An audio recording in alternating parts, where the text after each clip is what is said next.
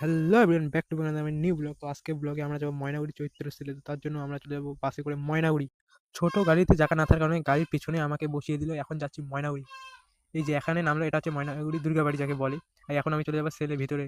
ঢুকেই দেখলাম এত ভিড়, মানে কি বলবো, 3টে বাজে তবু এত ভিড় আর এত লোক, এত আমিও জামা কাপড় চারিদিকে কিনছে হচ্ছে মানুষ। দেখছি কে কেমন জামাকাপড় কিনছে মানে। আর এই দোকানে এসে দেখলাম জামাকাপড় একটু ভালো একটা গেঞ্জি নেওয়া দরকার, তো এইখান থেকে আমি একটা গেঞ্জি নিয়ে নিলাম। আর আমি এসেছি এখন 3টে বাজে, তো চারিদিকে লোক এখনো আছে, প্রচুর জামাকাপড় মানুষ কিনছে। এই দাদাটা আবার কি বলছে শোনো। আর এই জামা এই ব্যাগটা দেখো শুধু বিটিএস, মানে এই ব্যাগটা কেউ কিনবে। এখন চলে আসলাম ময়নাগুড়ি কসমো বাজার, সেখানে একটা প্যান্ট কিনতে চাইলাম, কিন্তু আমার পছন্দ মতন প্যান্ট সেখানে পেলাম না। মানে সব বড় আর ওভার সাইজ, আমার সাইজের কোনো প্যান্ট বা শার্ট নেই। 10-15 মিনিট সেখানে দেখলাম, এখন চলে যাবো বাড়ি।